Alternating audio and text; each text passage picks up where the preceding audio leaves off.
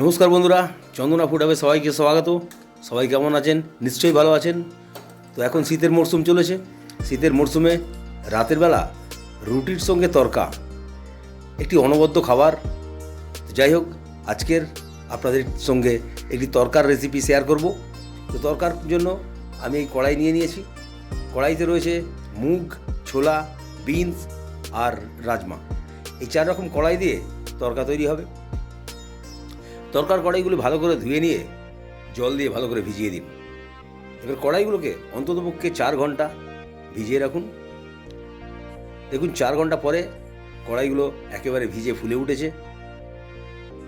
এরপর কড়াইতে জল দিয়ে দিন, জল গরম করে নিন। জল গরম করে কড়াইগুলোকে সেদ্ধর জন্য দিয়ে দিন। এছাড়াও আরও নিত্য নতুন রেসিপির জন্য চন্দনা ফুড হাব সার্চ করুন। অনেক সিক্রেট রেসিপি আপনারা পেয়ে যাবেন।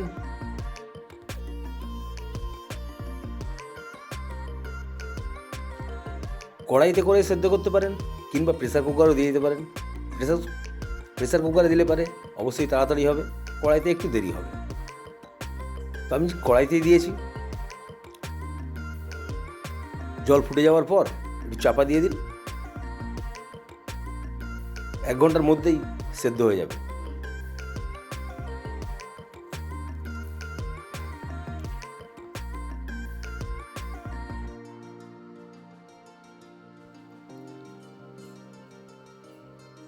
দেখুন কড়াইগুলো আমার সেদ্ধ হয়ে গেছে। এরপর নামিয়ে নিন।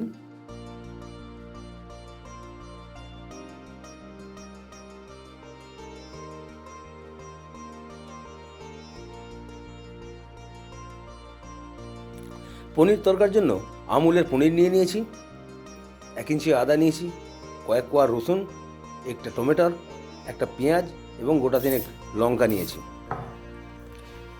প্রথমে পেঁয়াজ, টমেটো, আদা, রসুন ভালো করে কুচিয়ে নিন ছোট ছোট করে।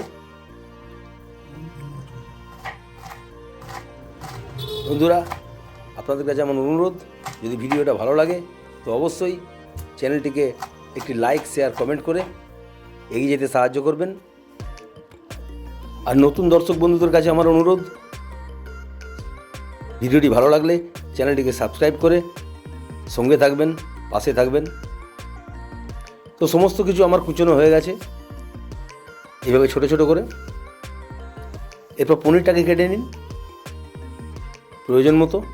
আমি এখানে প্রায় 100 গ্রাম মতো পনির নিয়েছি।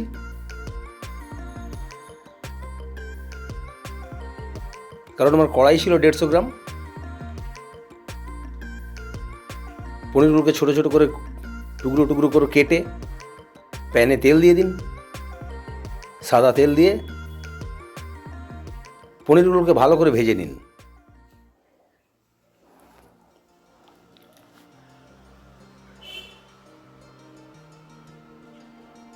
পনিরগুলো একটু লাল লাল করে ভেজে নিন, খুব সুন্দর লাগবে।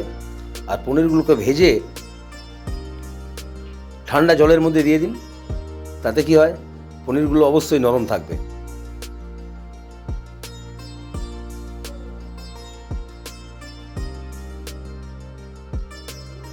এরপর কড়াইতে সরষের তেল দিয়ে দিন।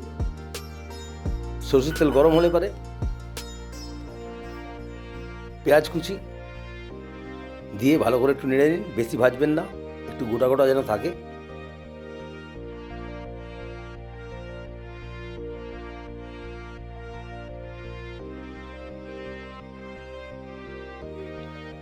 তারপর পেঁয়াজগুলো ভাজা হয়ে গেলে আদা, রসুন, লঙ্কা দিয়ে একটু ভেজে নিন।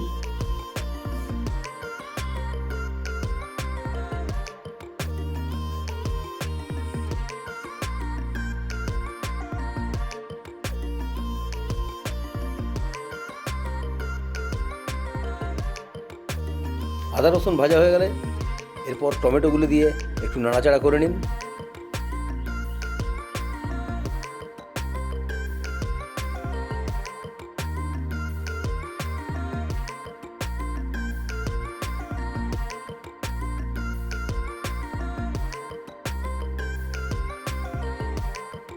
হালকা নাড়াচাড়া করে সেদ্ধ করা কড়াইটা, এরপর কড়াইতে দিয়ে দিন।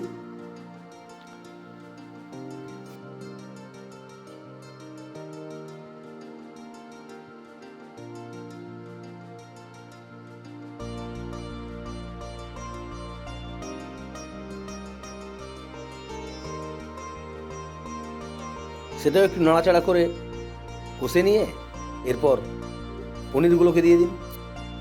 ভাজা পনিরগুলোকে দিয়ে আর একটু কষিয়ে নিন। আরও একটা কথা বলে রাখি বন্ধুরা, যারা মাছ মাংস ডিম পছন্দ করেন না তারা অবশ্যই এই পনিরের রেসিপিটি তৈরি করে একবার ট্রাই করতে পারেন। অবশ্যই ভালো লাগবে।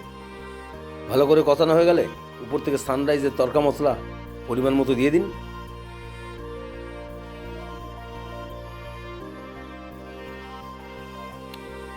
এরপর পরিমাণ মতো লবণ দিয়ে দিন।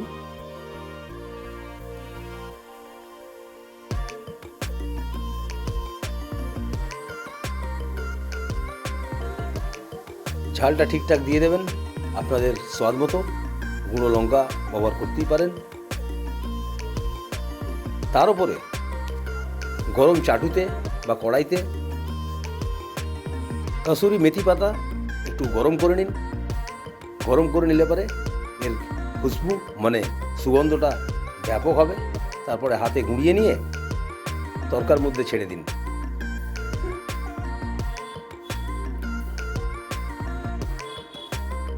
এরপর একটু নাড়াচাড়া করে নিন। নাড়াচাড়া করে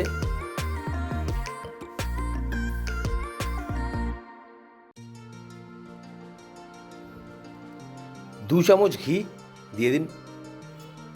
এতে সুগন্ধ এবং স্বাদ দুটোই বেড়ে যাবে। দিয়ে একটু ঘিটা মেল্ট হয়ে গেলে পরে নামিয়ে নিন।